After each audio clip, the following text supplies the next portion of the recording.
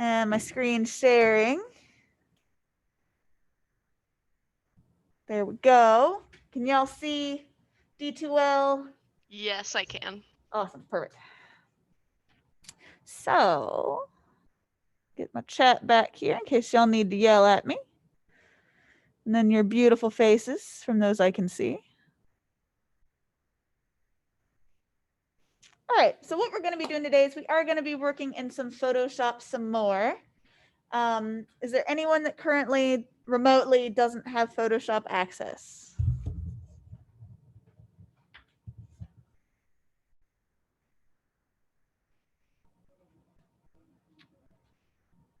Okay, perfect.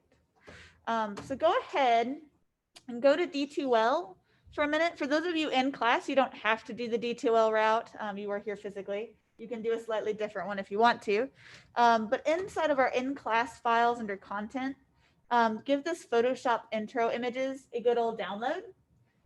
For those of you in here, you can go to the server instead. And under lectures in our folder, download the same thing, it's just more direct. So there's the little address for that for you guys. So for those of you at home, just download it straight from D2L. It's literally all the same stuff. It's just one's on D2L, one's not. For those of you in here, if you want to do it through D2L because it's easier, you can. But you also can just download it straight. Now, for those of you that are going to download it, you do want to make sure that you right click on it once it's fully downloaded and extract it. Otherwise, Photoshop will tell you no, you can't use anything. It was the intro images, right? Yep, the Photoshop intro images. This one right here.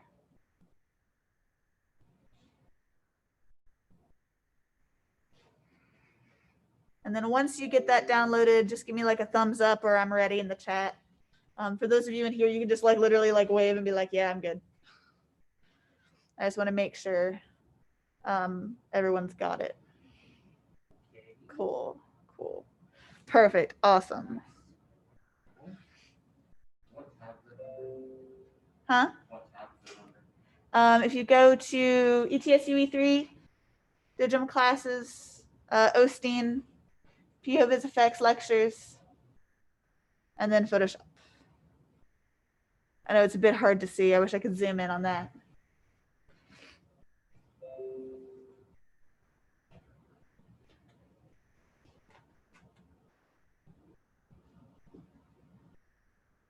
I just want to give that a good old copy pasta.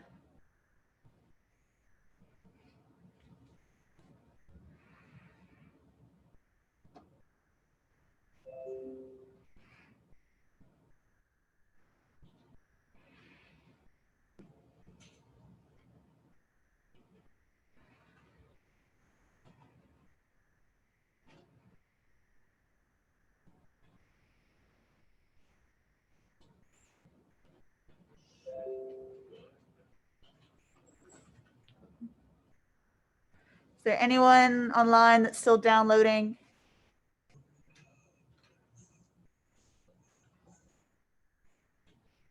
Anyone in here still downloading?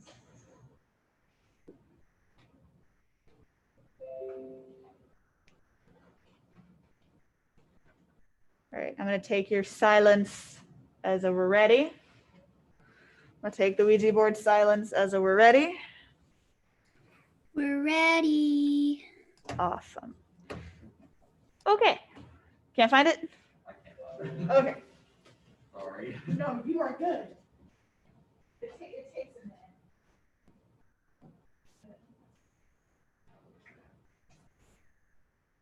Thank you. And then just once it's done, just make sure you extract it.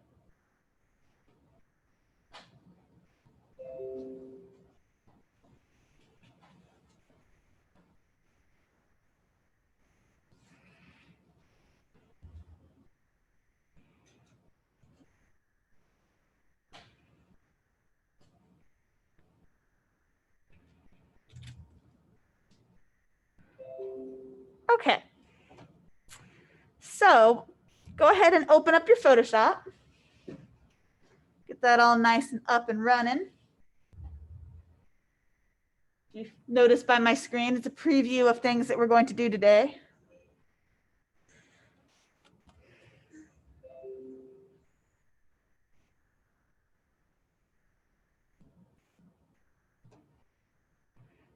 Like those coming up next on Cartoon Network previews. Yeah.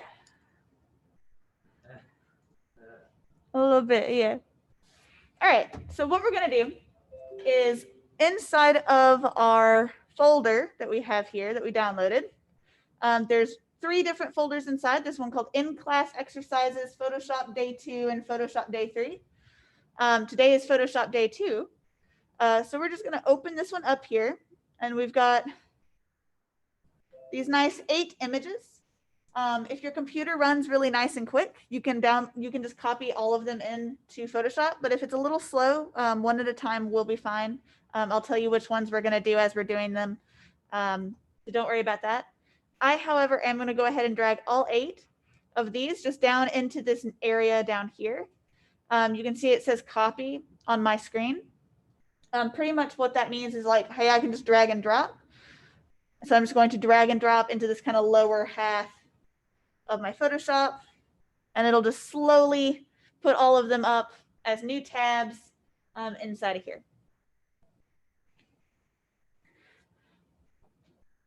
So what we're going to be doing today is we're going to be learning how to isolate different parts of images inside Photoshop. Now this could be because maybe you have a woman and you want to take her and put her in a different image. Maybe you've got some kind of vehicle that you want to isolate and put on a different image, or maybe you want to change its color, that sort of thing. So we're going to be learning different methods to do just that. So the first thing or image that we're going to look at is this background eraser right here. You could also choose this contiguous option or continuous option. We'll be doing pretty much the same thing. I'll be flipping from both of them. So if you would prefer a tree compared to some corn stalks, you can choose either of those. I'm going to choose these corn stalks right here.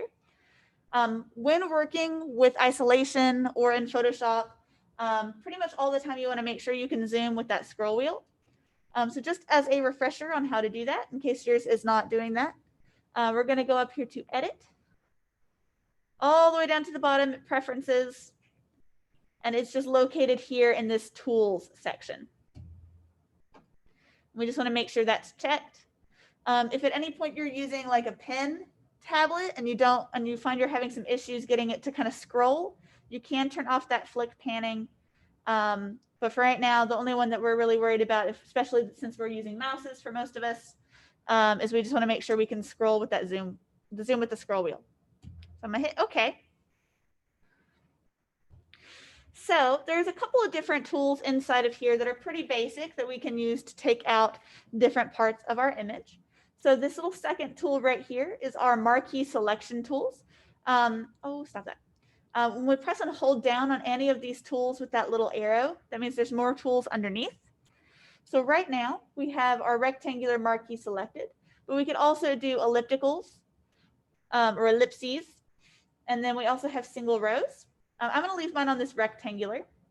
So we could easily just click and drag like we're bored on the desktop to select specific areas, but that doesn't really get like really nice detail spots quite as easy, right?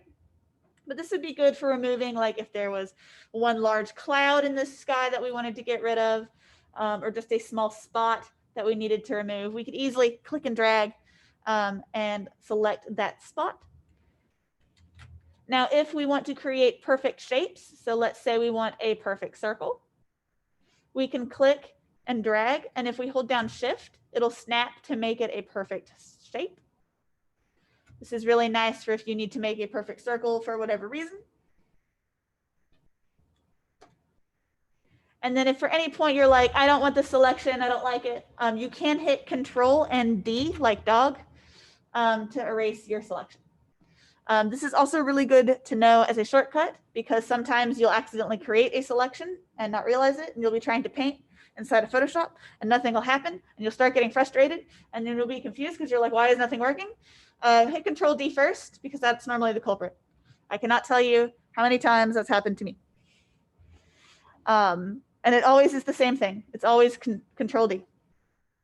So what we're going to do is we're going to look at some other tools that would probably make it a little bit easier to remove the sky from around our fronds, or maybe possibly from around inside of our tree here.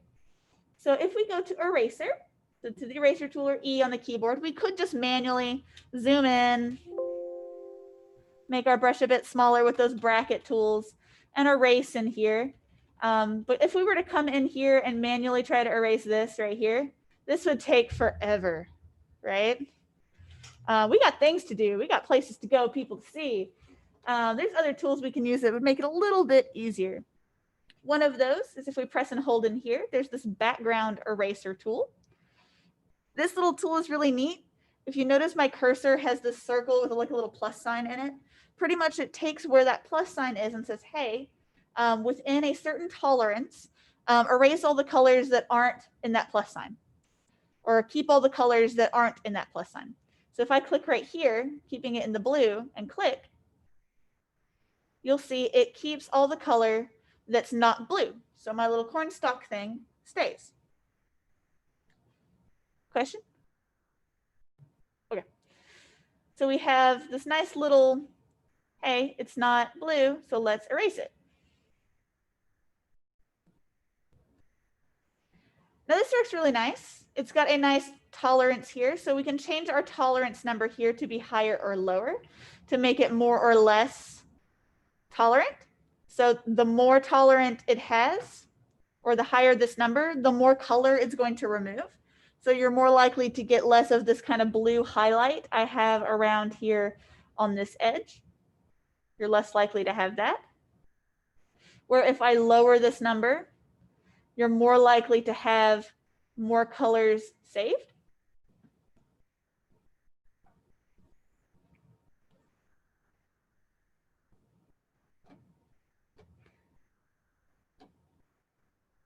So now this becomes a little bit easier to erase all of this kind of background, right? Now there's also different types of this background eraser you can use. There's this contiguous site here. So this is the default. It says, hey, everything that is the same color up to this certain threshold, erase this. There's also this discontiguous. So it's just like, hey, do the same thing, but we're going to have a slightly different result. So you can see it erases it a little bit better at different points. And then there's also find edges, where it will find where there's edges or hard points in your image and erase everything in between. They're just slightly different mathematical kind of ways of finding the edges here. I'm going to go back to contiguous. And if I go over here to this tree one, you can see where this works really well. Oop. Also, if you ever get this little grid here, you can remove that by going to view and turning off extras. So I'm just going to do that. If I click in here in this blue, you see I start to remove the sky or just the blue parts from my tree. If I zoom out, I'm now removing that sky. So this would be a lot quicker than like manually painting out this tree by hand, right? It's still not the best option, but it's a nice quick option. Does anyone have any questions about the background eraser tool? It's pretty simple. It's pretty nice. It works. It does its job. So I'm going to go ahead and exit out of this continuous and background eraser. So I'm just going to hit the X, and I'm not going to save. If you do want to save your own version, please feel free. And I'm going to come over here to this, let's see here, polygonal lasso image. It's this little one that looks like a star. So other selection tools that we can use to remove things from our image. So let's say I want to take my star and cut it out so I can put it somewhere else. Or maybe I just want my star on a different background that's not this kind of blue-white gradient. And I just want it by itself. I don't want this little thing that's supporting it. We can come over here to this third tool. Yours should look like a little lasso, like so. If we press and hold on it, you'll see we have this lasso, polygonal lasso, and magnetic lasso tool. So pretty much what the lasso tools do is they say, hey, everywhere I click and drag, I want to select. So I could be like, I want my star like this. It'll select your star based off of how you've drawn. Now, is this perfectly outlining my star? No. So this works good for kind of general shapes.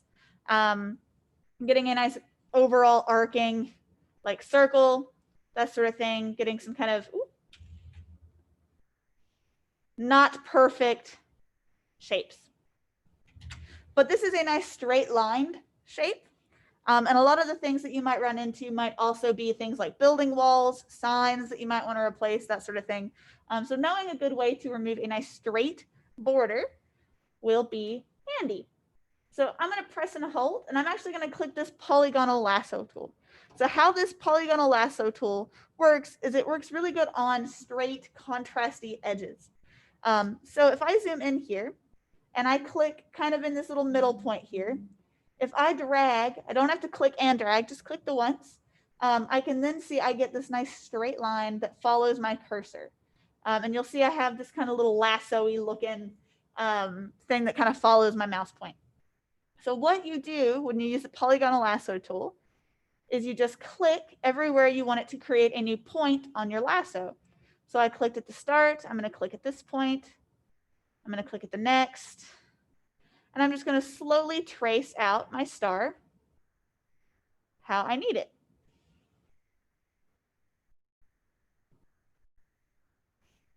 And every time I click, it creates a new point. And then when you're done, if you notice, my lasso here gets this little circle at the end. That pretty much just means it's going to close your loop. So anytime you see that, it just means it's going to close your circle for you. It's going to do that for you. You just click. And now we have a whole bunch of dancing ants going around our star. And that looks a lot more like a star than the first one, right? So now, if we were to erase, so I'm just going to come down with my eraser tool, not my background eraser tool. And I'm going to make my brush nice and big. If I were to erase, I'm erasing my star, which is like the opposite of what I want, right? Because I want my star, I don't want my background. If we have a selection and we want to invert our selection, all we have to do is Control, Shift, and I.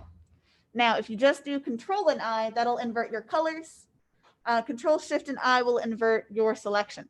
So now you can see I have dancing ants around my star, but I also have some around my border. And when I erase, I'm left with just my star. So that's pretty neat, right? It's pretty neat. Let's go a little bit more interesting. So I'm going to do Control D just to deselect that. I'm also just going to get rid of my polygonal lasso tool image. So I'm going to delete that. I'm not going to save it. You can if you want. And we're going to come over here to this frame lasso. Now this is a bit more complicated, right? This is one that we could be like, oh, there's some curvies here. How on earth would we get our polygonal lasso to do a curvy? We can't. It just does straight lines. What we can use is the magnetic lasso. So magnetic lassos are very versatile. They allow you to do both straight points and curves. They also allow you to add and remove different parts of your selection. So just like we did with the polygonal, I'm going to kind of zoom in a little bit. If you do need to maneuver around inside of your canvas, you can push and hold on space to kind of maneuver everything around. So I'm just going to kind of hover in right here, kind of at this little hoop at the top, and I'm just going to click it to start. Now, how it works is it uses a kind of a math to differentiate pixel colors as you move your mouse. So when I move, you'll see it kind of follows the higher contrast points of my image. So if I press space and move over, I can come over here. Now it does do straight edges, but see how it kind of wants to arc to go up, but I want it to come all the way to this little point. So I just have to click once to be like, hey, no, don't make an arc. Go ahead and just make a straight point. And then I can continue following my edge here, adding little clicks as needed to make sure it's not making too low of an arc, while also still getting all the detail I want from this frame.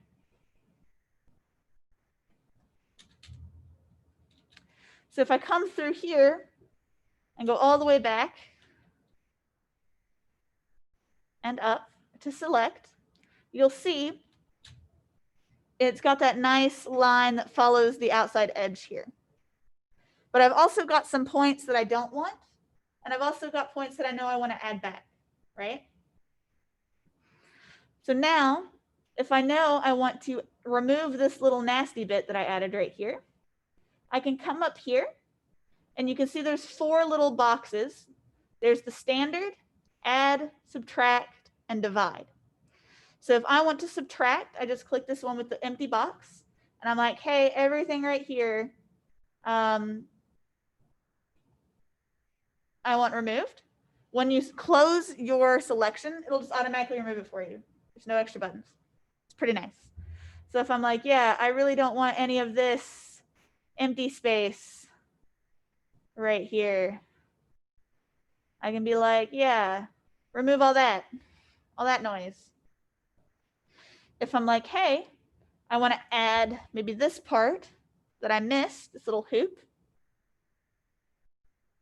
I can click, come all the way down, and add that in. And then if I'm like, you know, maybe I want to get this like division of what I have. So maybe I want to add here, but remove here. I could do that, and it'll just get that one little small spot right there. That's pretty neat, right? You can see a lot of applications for using this, right?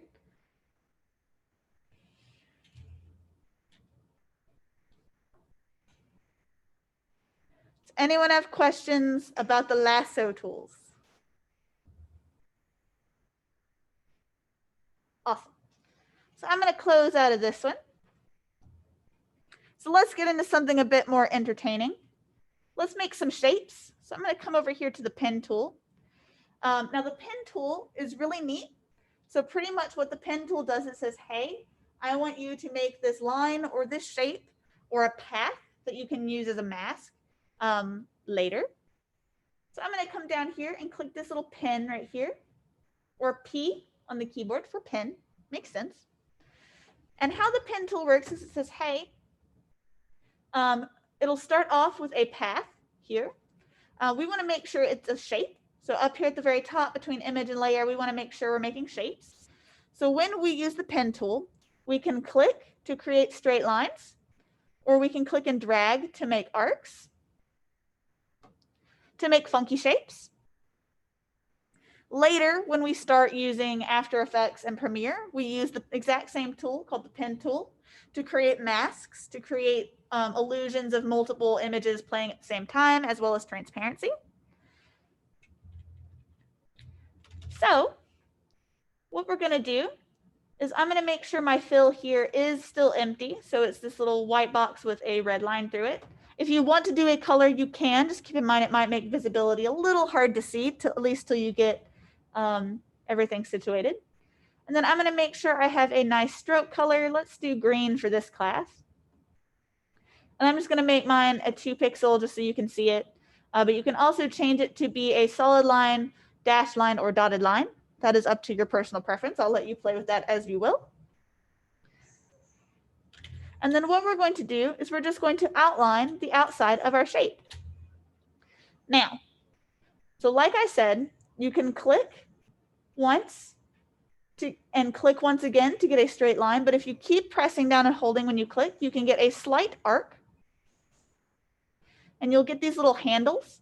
These handles show what direction your line will be going in. So if you create a straight line, you don't have any handles. So if you just click and click, creates that straight line, no handles, won't have to worry about changing any angles.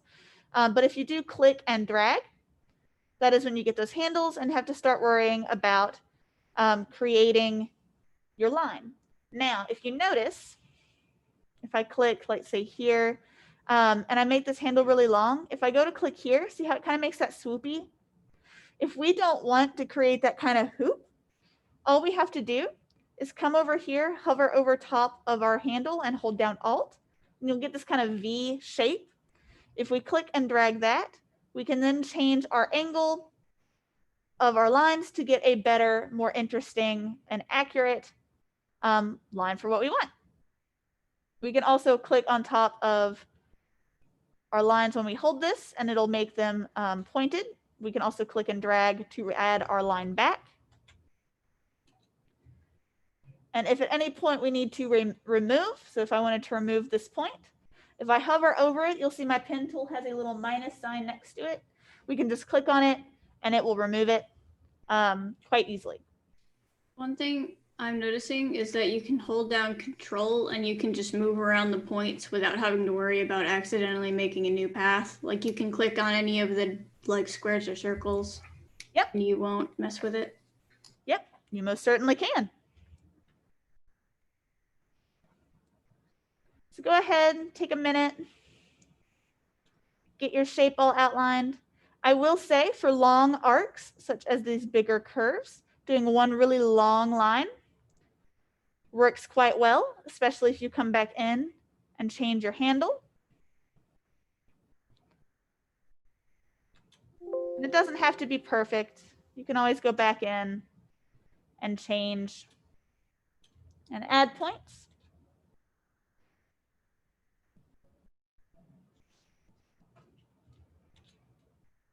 And then when you go to close it, you'll still have that little circle showing the close.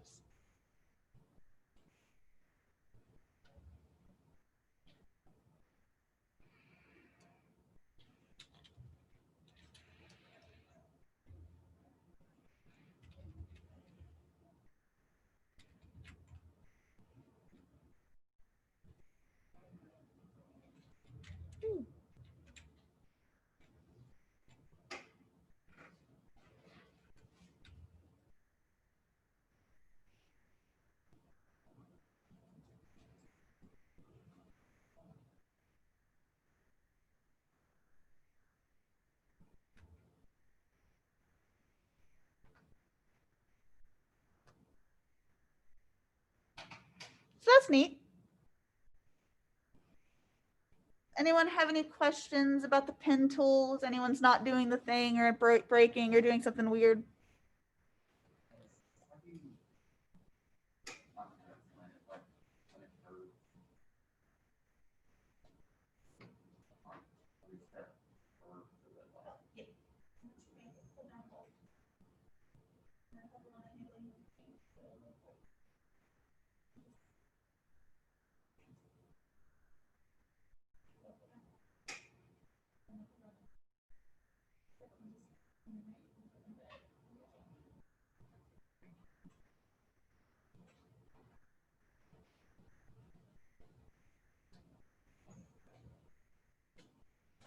Anyone in the online world having problems or questions?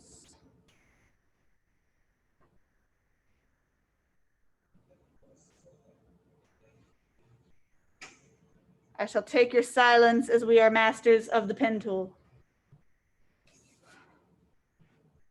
Okay, so just like before, I'm going to remove my pen tool. I'm going to close out of that. I'm not going to save. You can if you'd like, but I'm not going to. And we're just going to come over here to the seagull magic wand picture. So there are other tools inside of Photoshop we can use to remove our background. So like if we wanted to remove this kind of oceany background from our seagull, we could do that with a couple of different tools. So we could just use the eraser tool. We could also even come in here and press and hold on our eraser and use this magic eraser tool, which would just erase our background for us. Ooh, fancy. However, this is a destructive method of editing our photos.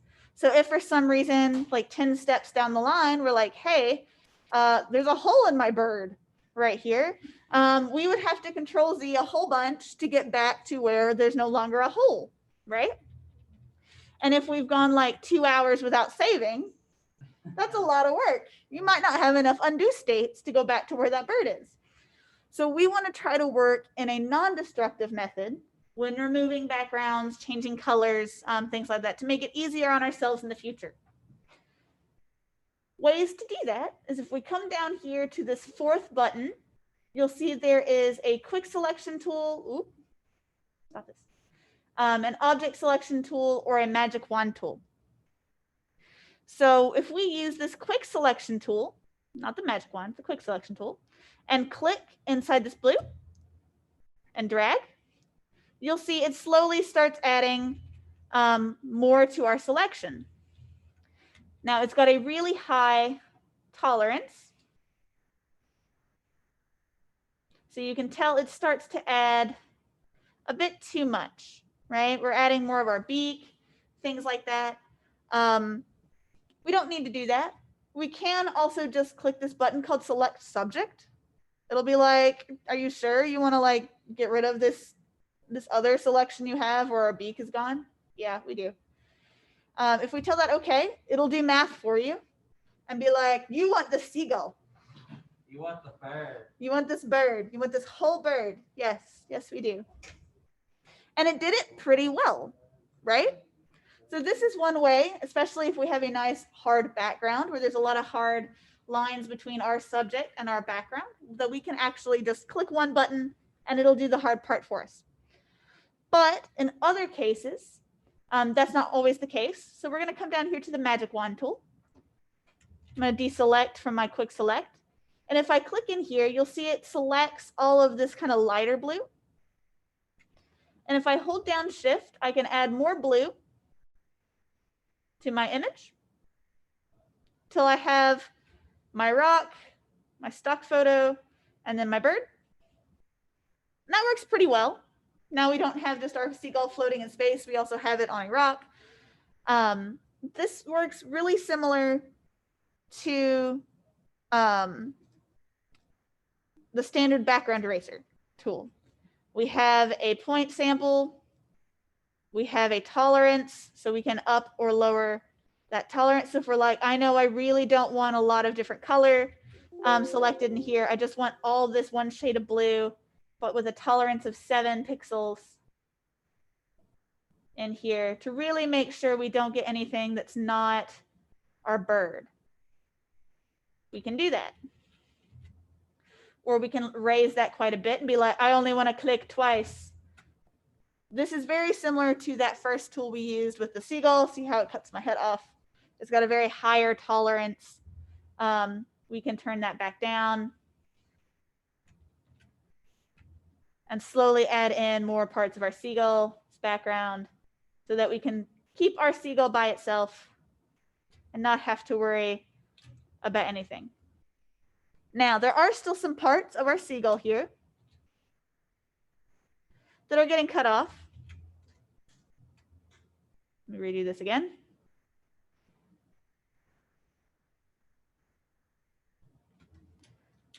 So you can see just a little bit of his neck is disappearing, a little tiny part of his head. But at the same time, right between his beak, there's like a little bit that's still not being cut away. That's okay, because we can always fix that after. So we have our seagull selected. I'm going to duplicate this background.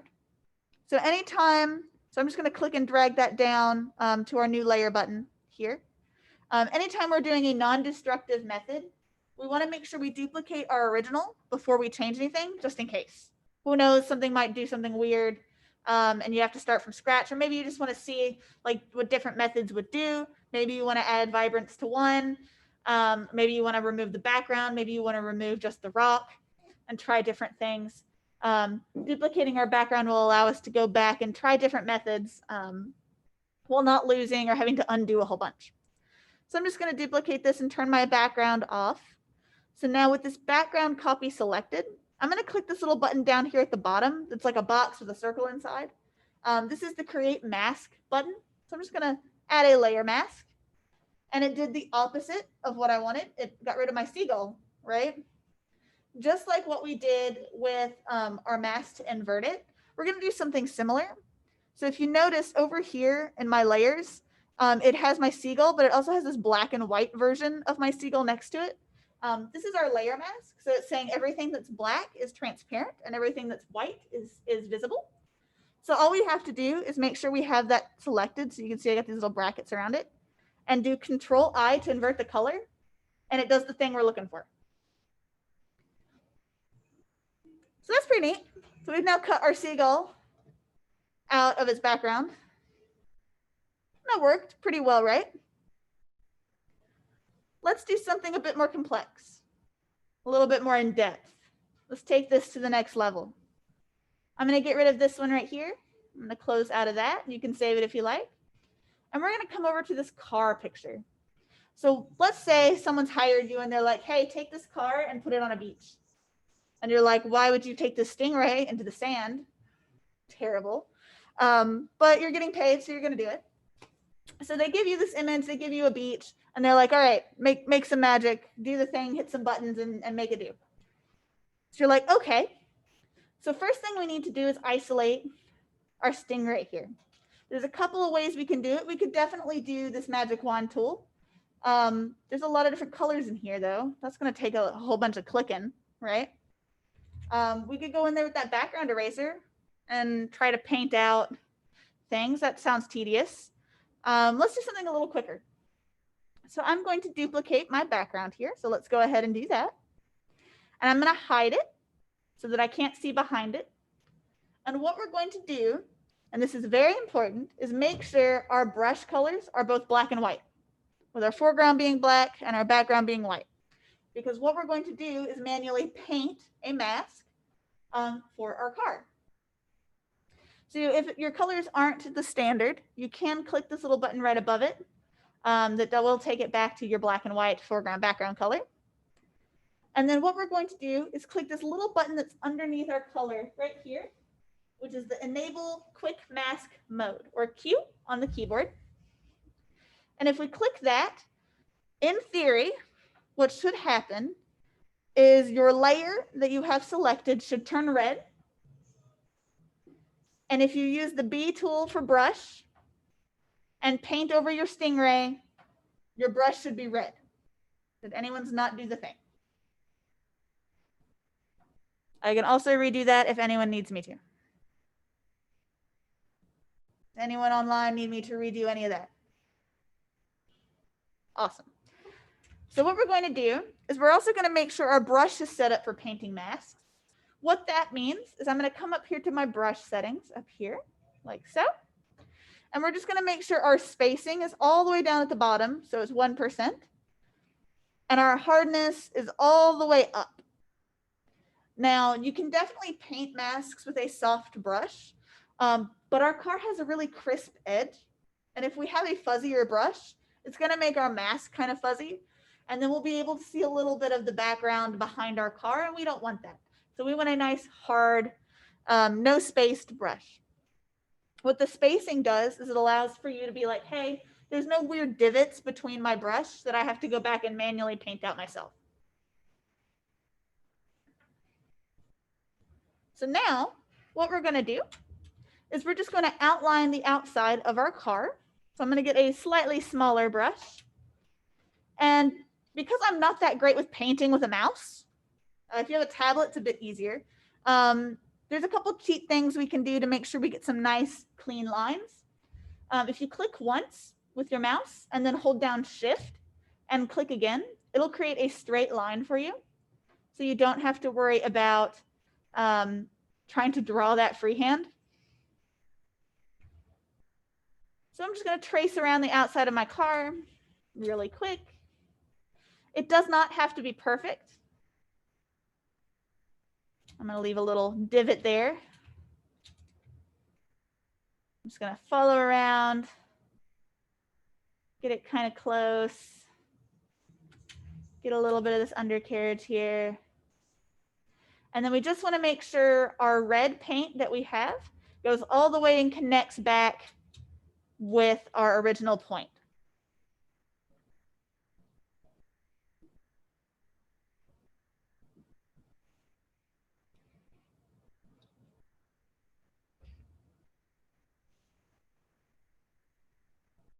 Now, once we get that painted, we can fill it in either by doing this a whole bunch and hoping for the best, or we can actually grab our paint bucket tool. So if we press and hold, if it's on the underneath your gradient tool, or you can just come down to your bucket tool and fill that. That will definitely fill it. Just be aware that if you notice, I have a very, very slight outline where my paint bucket tool didn't fully meet that painted edge. To fix that, just click like 4 or 5 times inside of your fill area. That'll just expand that out a couple of pixels each time you click, so that you get a nice, fully filled, masked stingray. Is everybody with me to this point? Why can't you use paint? Do not.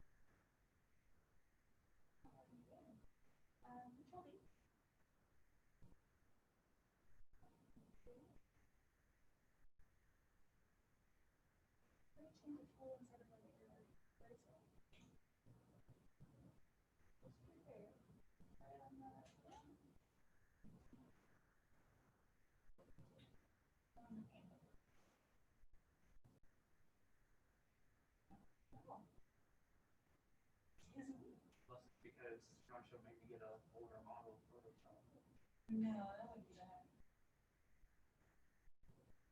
It looks like you're on a different paint bucket. Because there's two types of paint buckets.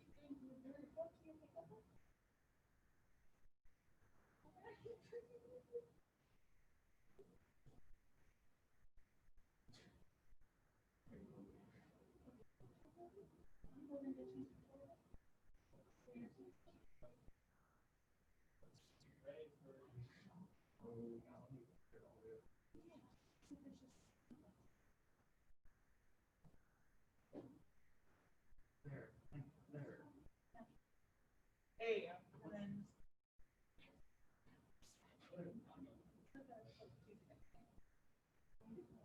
yeah, there'll be like a little edge. I don't know. That's weird. That's weird. What version did you get? Dude, I can't remember, but It's not the Creative Cloud one. no, it's Creative Cloud, but it's like a few updates below what's current. Okay, Yeah. that's weird. I don't know why that was doing something weird. That's odd, but it works now. So at least you found the workaround. Yeah, apparently that was the paint bucket tool. That was just another paint bucket. Yeah, there is another paint bucket tool. It's the 3D paint bucket tool, but yours was even a different thing from that. So I don't know. Okay, so we have our filled stingray here. So what we're going to do now is turn off our edit mask mode. So I'm just going to click that little box with circle in it again to turn it off. And then we're going to click its adjoining button over here to make our mask, just like we did last time. So we just turned this one off, and then we're going to turn the other one on to make that mask. So you click this one, and then you click this one. Your car disappears, does the thing. Did it again. So let's just Control I to invert our mask, and ta-da, our car should disappear, or our background should disappear. Now, I'm gonna do that again. So we have our painted car here. I'm gonna turn off my edit mask mode, and I'm gonna click my turn on layer mask. Now, at this point too, you can also go Control Shift and I to invert our mask and skip just that other Control I step. It's just one extra button. So depending on your preference and how you personally work, you can go ahead and do it preemptively or after. But like I said, this is a non-destructive method. So if I go into my brush tool, and since I have my B here, my black as our foreground color, I could, if I wanted to, come back in and paint out any part of my car that I needed to. So if it turns out we need to change out our tire logo, we could paint that out. And if they come back and they're like, no, we want that tire logo. You can come over and invert your color selection, or X on the keyboard. It's this little double arrow that's kind of like a bent arrow here. You can also paint that back in using our white. So remember the black, painting in the black makes things disappear over time when you paint. And then when you paint with the white, it slowly starts to reappear like so. So if you're like, man, I messed up on my tire here a little bit, we could paint our tire back in, switch our color with X, paint any extra background back out as needed.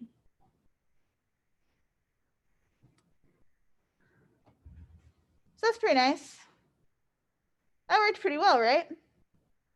This is a nice non-destructive method of removing stuff and painting a mask inside with our tools. Now we will be using this quite a lot next class and doing a whole bunch for project 1 and 2. So this is really nice to know, right?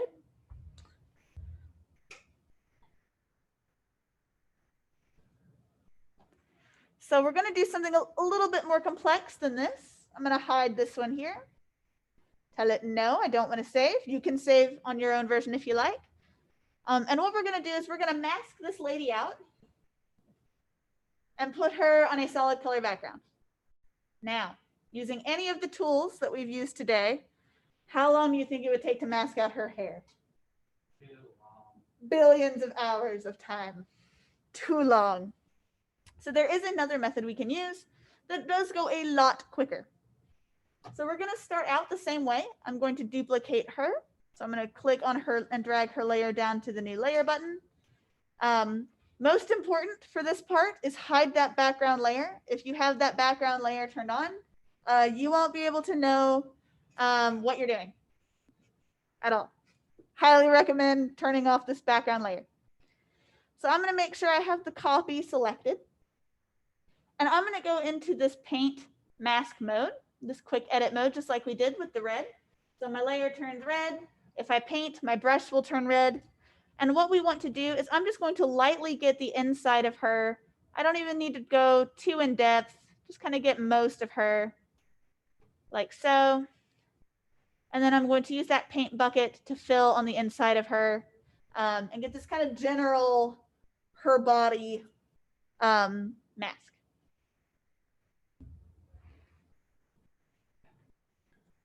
And then once we're done with that, so it's just this really quick kind of inside her body layer, I'm going to turn off my mask mode. And I do want to make sure I Control Shift I to invert my selection. So after you've painted, you just want to invert your mask so it's all on the inside of her body. You don't want any on the outside, no dancing ants going across the outside all the way around. You just want what's inside of her right here.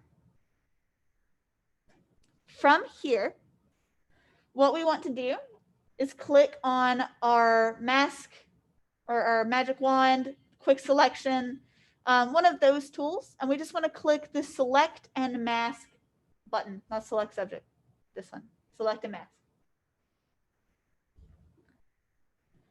When you click that, you will get this right here. Is everybody with me to this point? Do I need to repeat anything? Go back over stuff? Those of you on the interwebs, are y'all good? Are y'all with me? Are you awake? All that fun jazz. All the people whose faces I can see look alert.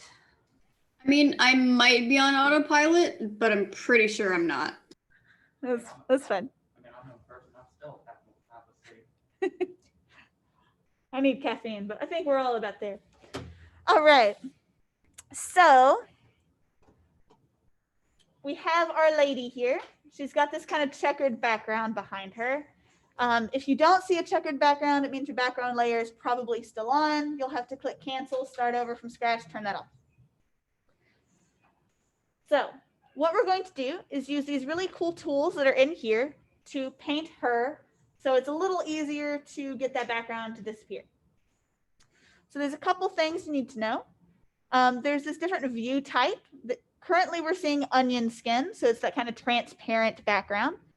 You can also do those marching ants, that little dotted line.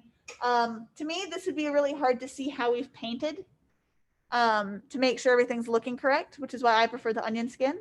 We also have this overlay. This one would work quite well. This is all personal preference, so you can pick whichever one of these you want to. Personally, for me, the onion skin's the easiest to see. There's also this on black, so everything that's black is what is going to be edited out. On white, everything on the white is going to be edited out. There's a black and white version. Why would you use this one? No one knows. Or on the layers so you can see the background itself as you're editing it. For us, that would just be clear. So I'm going to come up here to this onion skin because I do want to see where her hair is, where her body is, and the parts that we have missed. And then we want to change our transparency either up or down to get a more clear image. So I found, at least for this image, somewhere between 50 and 70 is about the right time and place in that transparency scale. So I've got mine at about 62. Yours can be a little higher or lower depending on how much you want to see. I've used this one quite a bunch. So I know I can go a little bit clearer. So I could probably go up to here. But to see what's going on underneath, somewhere between that 50 and 70 is about where you want. Now, we're not going to use too many of these buttons over here, but be aware they're there. The color aware kind of makes sure that your color is what is detecting things. There's an object aware. This is how your object is creating different spots so you can see it a little bit better. You can change the radius of what is being seen in your mask. So how far out from your original mask is it seeing? Do you need to smooth your mask at all? Do you need to feather it in or out? So do you need it to kind of slowly ombre in or slowly gradient out? Do you need any more heavy contrast on your edges? Or do you need to push or pull that shift of that edge either in or out, depending on what you might need? So if I needed this to come in a little bit, you can see my edge right here kind of pulls in a little bit pixel by pixel as needed.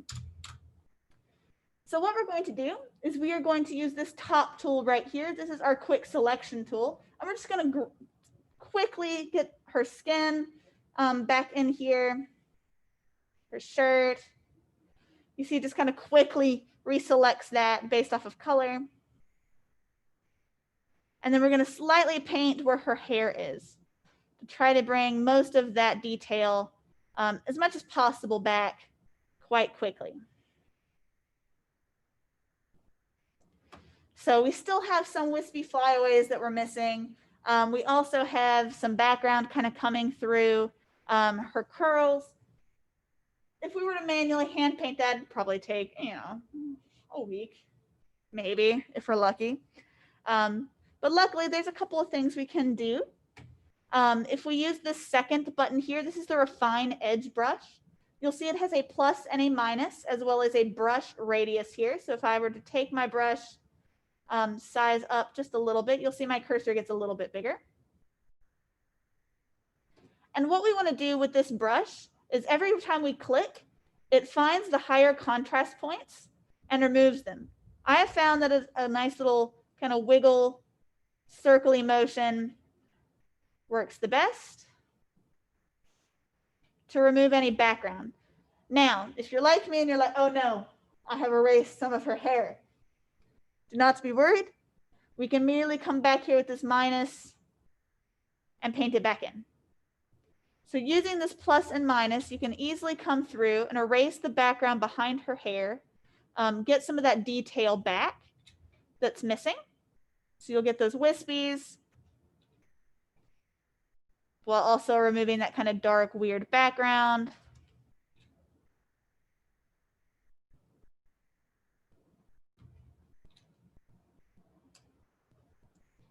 Might have to come back in and paint some things back.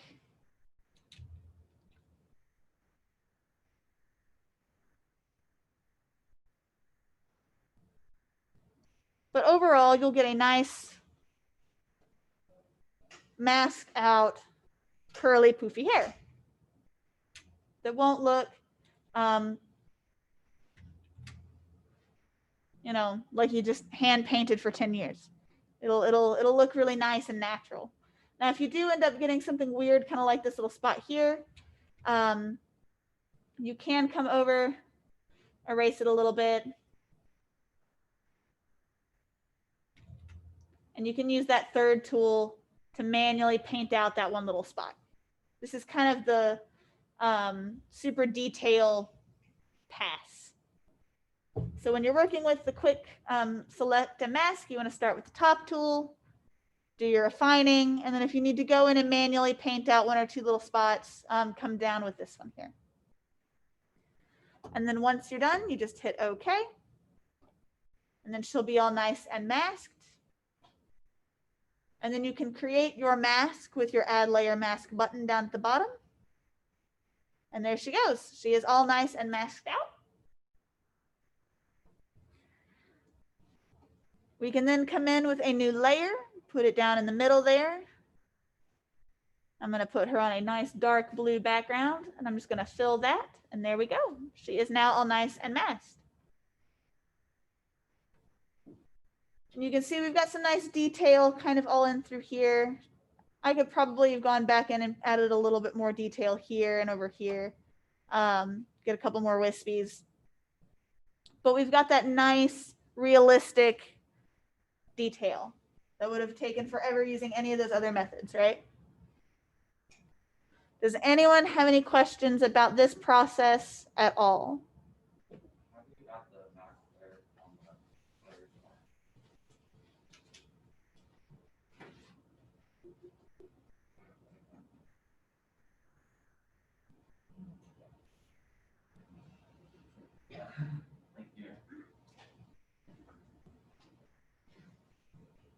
How is everybody on the internet doing? Is everyone with me? I'm not dead yet. Not dead yet. Good, good. Does anyone have any questions on the internet side? I think I might have missed a step at the beginning of this. You think you might have missed a step? Okay. I shall redo this. All right. So we're going to duplicate our background. We're going to make sure we hide that background. We're going to make sure our brush is that black and white. I'm going to come in here, click my little edit mask, make sure everything turns red. I'm going to brush quite quickly through her. Fill her in like so. Yes. Mm-hmm. We're then going to turn our mask mode off. Invert our selection with Control-Shift-I. Yes. Got it.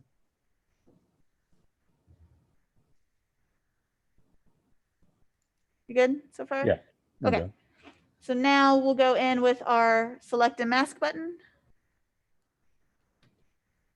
You do have to switch to a different tool, one of the painting mask buttons. Is that where you got it? That's the where. Okay. So if I hit Which cancel. one is it under? I use the quick selection tool. Right. You can also use the magic wand. They both have it. Okay. And then select a mask. Ah, okay. Perfect.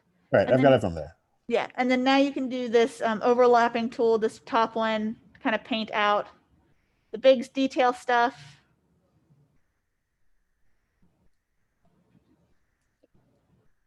Yeah. And you can use the refine brush to kind of come in here, swoopy motion. Okay. Yeah, I've got it. To remove your detail. And then you just hit okie dokie. Okay. Add your mask button, and then you can put her on a different background. All right, thank you. Awesome. Everybody else with me? Good thumbs up, good thumbs up. Awesome. So I'm going to get rid of this mask out hair one. Definitely save it for your records if you'd like. I'm not. And we're going to do one more thing, and then I'll let you go for the day. Stuffed enough knowledge down in your skulls. So inside of our Photoshop intro images section, you'll also notice there's this in-class exercise. Go ahead and open that up. And the two that we want to look at is this blending sliders and blending sliders 2. So I'm going to drag those down in here so that both of them open up.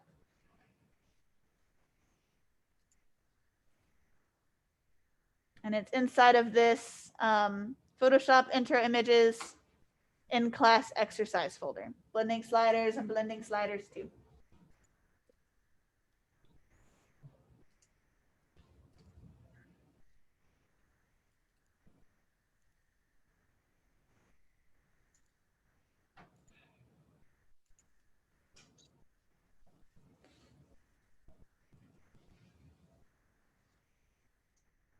Alrighty. So what we're going to do is we're going to take this lightning and we're going to impose it over top of this building, all dramatic and cool like. It's going to be awesome. But first we got to do a couple housekeeping things.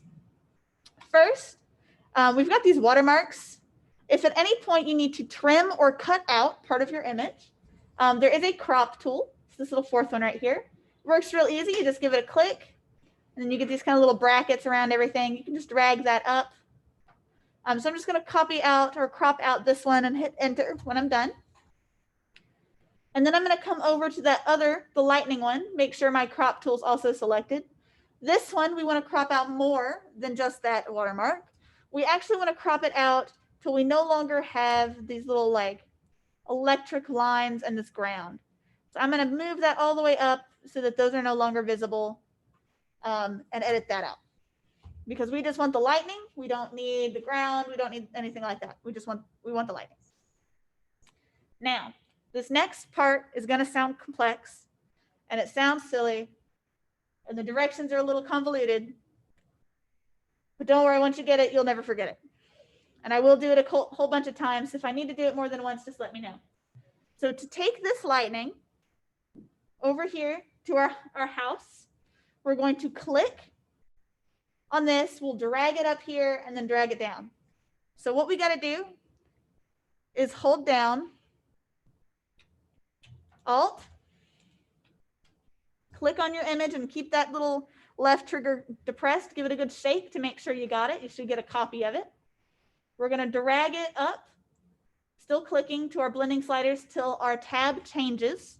And then we're going to drag it down into our image so that we get this kind of new looking cursor function, and then let go of everything and it should pop up. I'm gonna do it again. I'm gonna come over here to my lightning bolt. I'm gonna make sure I have my selection tool or V on the keyboard selected.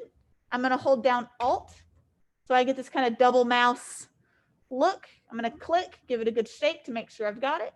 I'm gonna drag it up, making sure I'm still depressed on both buttons, drag it down and let go so that I have them both as their own individual layers inside the same composition. We do this because if we were to do a different method or just drag and drop the other one into here, the scale might get weird. We might have an odd kind of color change. Something might change inside of our image itself. This image here might be smaller when dragged in to this layer. If we were to just copy and paste it in there, doing this shift, click, and drag will copy its actual physical parameters as perfectly as possible. So now we have our nice little lightning here. I'm going to just make sure I'm kind of lining up my top. I'm not too worried about the bottom. With this, I got my snap on. If your snap isn't on, you can come up here to view and turn your snap on. And what we're going to do is inside of our layer 1 here, in this kind of gray area, we're going to double click and it should bring up this little window. So this is the layer style window. You can also click your layer, go up to the layer button up here. And there is a style button in here. But you can also get it just by double clicking in here. I find that's the quicker, easier way of the two. Yeah, you can also do it on accident if you try to change your title. But this is your layer styles. This is where you can do embossing. This is where you can get glows to happen.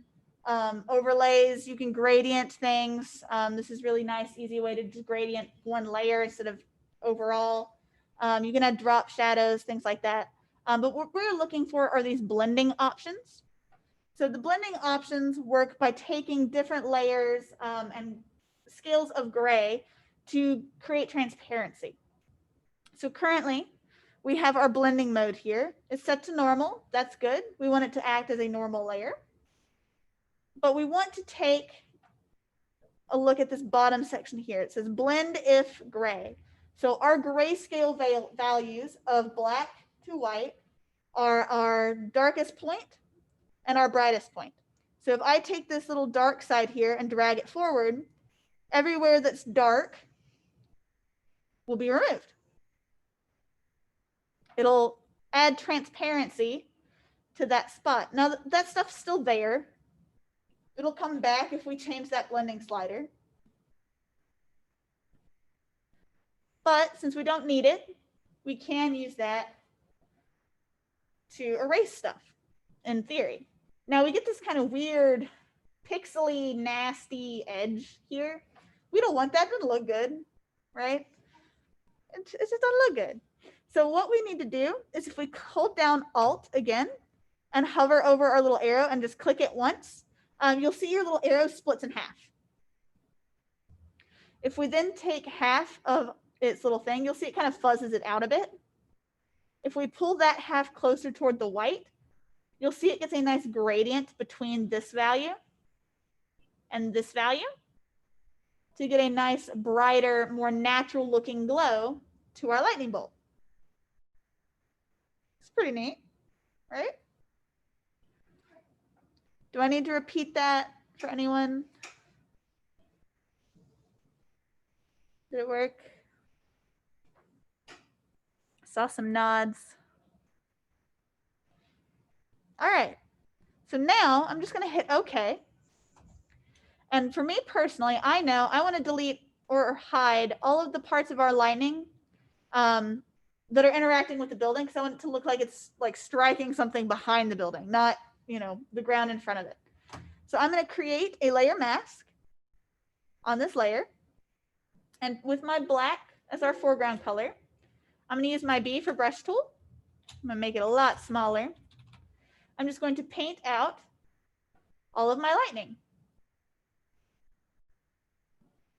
And just paint away all of the parts that I think need to be removed.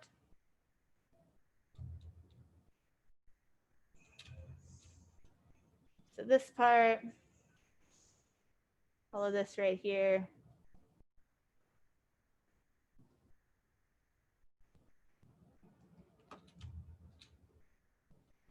Now, if you're like me and you accidentally mess up, just shift your color so that the white is in front, so you can click the little button to switch it. Make your brush a little smaller and paint it back in.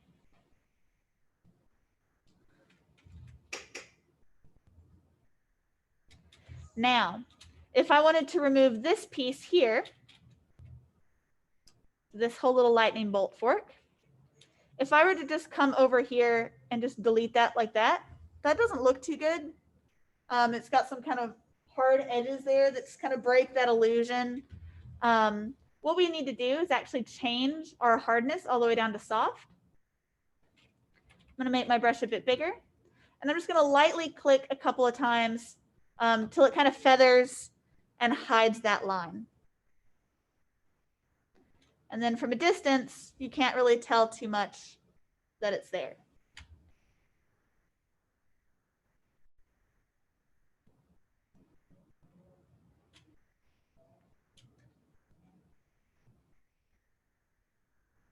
Does anyone have any questions about this? looks neat. Now, a couple little things that we can change is if we have this layer over here selected, we do have this little drop down box here that says normal. All of these in here are different types of layer stylings and overlays. So depending on how you want things to physically appear, do you want things to be brighter? Do you want things to be like a little bit more subtle? You can kind of roll through those to get a slightly different result or glow based on what you're looking for. So if you have a piece of art that you've been working on and you want some like ruins or magic to glow, you can come in here and use different styles of this to give the appearance of glowing, or the opposite.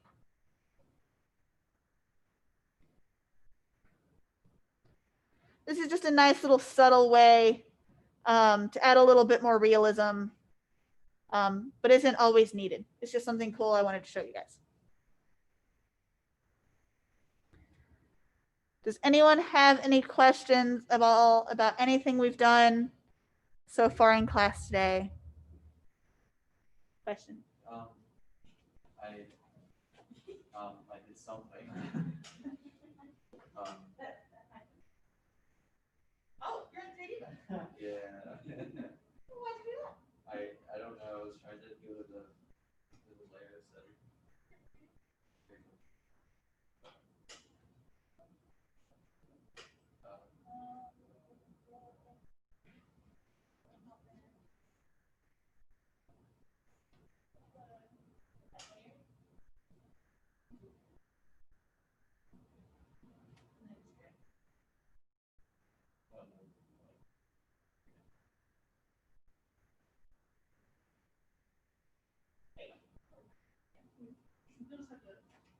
Yeah, it happens. Okay. 3D mode is weird. There's no easy like undo 3D. So, like.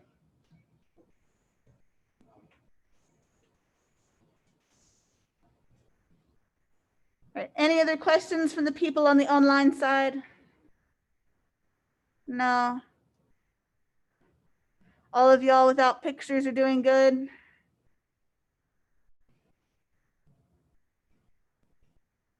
I'll take that thumbs up.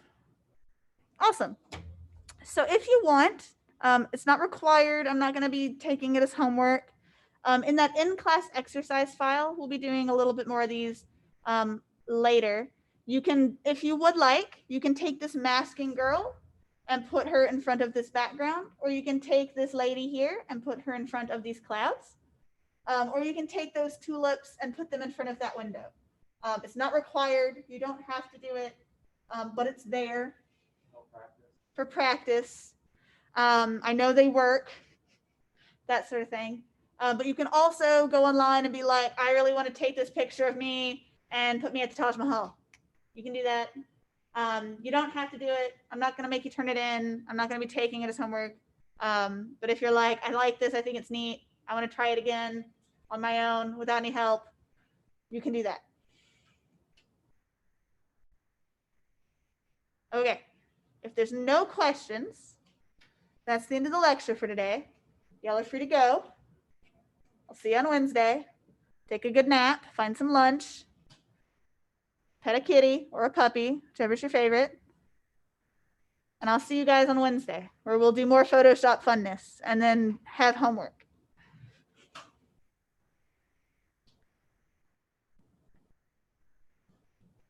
Have a good day. See you.